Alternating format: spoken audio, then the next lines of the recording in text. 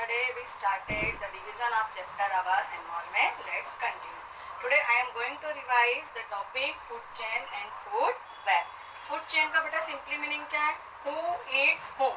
कौन किसको खाता है? और इसी फूड चेन के थ्रू बेटा क्या होता है? एनर्जी का ट्रांसफर होता है. Let us consider some example of food chain. Plants is eaten by elephant. Second example is grass. Grass is eaten by deer and deer is eaten by tiger. Third example, grass is eaten by rabbit. Rabbit is eaten by wild cat. Wild cat is eaten by tiger. Next example is grass is eaten by grasshopper. Grasshopper is eaten by frog. Frog is eaten by snake and snake is eaten by eagle. तो बेटा इस तरह से एक ही grass land में कई तरह की फूड चेन जनरेट हो सकती है. वो फूड चेन 2 स्टेप हो सकती है, 3 स्टेप हो सकती है, 4 स्टेप और मैक्सिमम 5 और 6 स्टेप की हो सकती है बेटा. और each step in food chain is known as trophic level. हर स्टेप को हम क्या बोलते हैं बेटा? Trophic level. अब आपको यहाँ एक बात का ध्यान रखना है कि food chain always initiate with producer. Food chain पे फर्स्ट ट्रॉपिक लेवल पे हमेशा क्या आएंगे बेटा? प्रोड्यूसर. और प्रोड्यूसर केवल अर्थ पे कौन है बेटा? Green plant. यहाँ कई बच्चे बेटा मिस्टेक करते हैं कि सबसे पहले फर्स्ट ट्रॉपिकल लेवल पे एनिमल कंसिडर कर देते हैं. एनिमल कभी भी नहीं आएगा बेटा, क्योंकि एनिमल क्या है? हेट्रोट्रॉपिक. वो depend on producer for their food. हमेशा फर्स्ट स्टेप पे क्या आएगा? प्लांट. अब बेटा इसी फूड चेन के थ्रू क्या होता है? एनर्जी का ट्रांसफर होता है. अब जब इस तरह का सारी फूड चेन आपस में इंटरलिंक्ड हो जाती है तो एक जाल जैसा बन जाता है, उसी को हम बोलते हैं फूड वेब. अब इसी फूड चेन के थ्रू एनर्जी का जो ट्रांसफर है बेटा हमेशा कैसा होता है? Unique directional. Never energy never revert back. Energy कभी भी बैक नहीं होती है. क्यों नहीं होती बेटा? जैसे प्लांट को किसने खाया? डियर ने.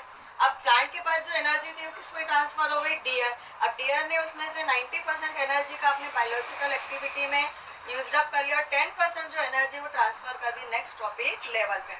अब डियर की एनर्जी किसको ट्रांसफर हो गई? टाइगर. अब टाइगर यहाँ पे देखिए लास्ट ट्रॉपिक लेवल पे है. टाइगर की डेथ के बाद जो एनर्जी है वो वापस कहाँ मिक्स हो जाएगी बेटा? एटमॉस्फेयर में. ऐसा नहीं होता कभी भी कि टाइगर की डेथ के बाद जो है एनर्जी वापस डियर में आ जाता है. Energy flow is always unique directional. अब बेटा कभी भी आपको एग्जाम में किसी भी एक ट्रॉपिकल लेवल की एनर्जी देते हैं और आपको नेक्स्ट ट्रॉपिकल लेवल की एनर्जी फाइंड आउट करने को बोले तो आप कैसे करोगे?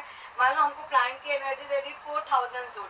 अब अकॉर्डिंग टू 10% ला, एक 10% एनर्जी ट्रांसफर टू गोट मतलब क्या हो जाएगा बेटा? 400 जूल. अब 400 जूल में से 10% किसको ट्रांसफर होगी? मैन. तो मैन के पास कितनी जाएगी बेटा? 40 जूल. आपको कुछ भी नहीं करना है बेटा, जो भी आपको नंबर दिया उसका 10% निकालना है. सिंपली आपको क्या करना है? एक एक जीरो कम करते जाना है. अब हो सकता है बेटा आपको मान लो लास्ट ट्रॉपिक लेवल की एनर्जी दे दें. अब बेटा मान लो आपको लास्ट ट्रॉपिकल लेवल की एनर्जी दे दें और आपको फर्स्ट ट्रॉपिकल लेवल की एनर्जी को फाइंड आउट करने का कहे तो आपको क्या करना है बेटा? लास्ट ट्रॉपिक लेवल में जो भी नंबर दिया है उसको 10 से मल्टीप्लाई करते जाना है. सिंपली आपको एक एक जीरो बढ़ाते जाना है. जैसे मैन के पास 40 जूल हो गई, तब 40 को इंटू 10 करो तो इसके पास कितनी हो जाएगी? 400 जूल. और प्लांट के पास कितनी आ जाएगी बेटा? 4000 जूल. इस तरह से आप एनर्जी को फाइंड आउट कर सकते हैं. अब एक आध क्वेश्चन इस तरह का भी पूछा जा सकता है बेटा, आपको कोई भी एक फूड चेन दे देंगे और उसमें से आपको बोल दिया, मान लो हम सेकंड एग्जांपल को कंसीडर करते हैं. इस फूड चेन में आपको बोल दिया what happen if all the deer are removed या all the deer are killed. सभी डियर को हमने रिमूव कर दिया, मार दिया, तो क्या होगा? अब बेटा डियर किस पे डिपेंड है? ग्रास पे. तो quantity of grass will be increase. Grass की क्वांटिटी क्या हो जाएगी? इंक्रीज. और डियर पे कौन डिपेंड है? टाइगर. तो the population of tiger will be die. Tiger क्या हो जाएंगे बेटा? डाई हो जाएंगे. हम मान लो बेटा इस टॉपिक लेवल में से आपको बोल दिया what happen if tiger are removed. अगर हमने टाइगर को रिमूव कर दिया तो क्या होगा बेटा? Population of dear will be increase. और डियर किस पे डिपेंड है? प्लांट पे. तो डियर क्या करेंगे बेटा? सारी ग्रास को खा जाएंगे. तो quantity of grass will be decrease. तो इस तरह से आपको बेटा कोई भी एक फूड चेन देके आपको इस तरह के क्वेश्चन पूछे जा सकते हैं, उसको आप अच्छे से अटेम्प्ट करिए. अब मान लो आपको बोल देंगे कि किसी भी एक सिंपल ग्रासलैंड का कोई भी एक फूड चेन ड्रॉ करें तो आप इस तरह से कोई भी एक फूड चेन ड्रॉ कर सकते हैं. अब बेटा इसी फूड चेन के थ्रू क्या होता है बेटा? टॉक्सिक का भी एक्यूमुलेशन होता है. किस तरह से होता है? हम जो है प्रोड्यूसर को ने प्लांट पे इंसेक्टिसाइड और पेस्टिसाइड का स्प्रे करते हैं. अब वो जो इंसेक्टिसाइड और पेस्टिसाइड है वो माइन्यूट क्वांटिटी में प्लांट के प्रोडक्ट में एंटर कर जाते हैं। अब मान लो उस प्लांट को खा लिया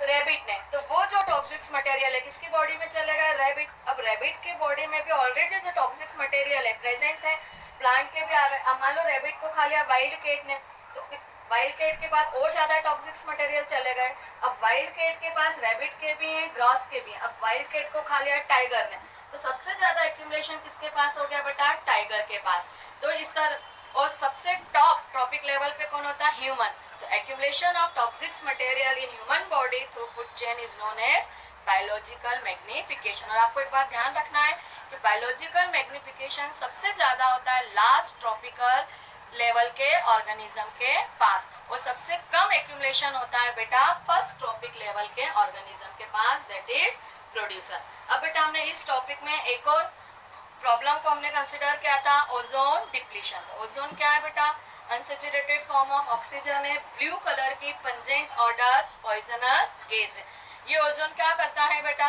हार्मफुल अल्ट्रावायलेट रेस को एब्सॉर्ब करता है और हमारी अर्थ को प्रोटेक्ट करता है। लेकिन जैसे जैसे ग्लोबल वार्मिंग और पोल्यूशन बढ़ता जा रहा है, स्लोली ये जो ओजोन लेयर है डिग्रेड होती जा रही है। इसके डिग्रेडेशन के कारण क्या हो रहा है, अल्ट्रावायलेट रेस ने अर्थ पे आना शुरू कर दिया, और ultraviolet rays causes different types of diseases in plant and animals. तो ओजोन लेयर को डिप्लीशन से बचाने के लिए हमको क्या करना है बेटा, इको फ्रेंडली होना पड़ेगा। उसके लिए हमें अल्टरनेट सोर्स ऑफ एनर्जी का यूज करना पड़ेगा, और प्रॉपर वेस्ट का डिस्पोजल करना पड़ेगा। ये सब बेटा हम पढ़ चुके हैं। अब आप इस चैप्टर को बहुत अच्छे से रिवाइज करिए बेटा, ये चैप्टर हमारा पीरियोडिक 1 में आने वाला है। अब मैं इसी चैप्टर के साथ आपको एक रिवीजन टेस्ट भी भेज रही हूँ बेटा, उसको ऑनेस्टली आप सॉल्व करिएगा। Thank you.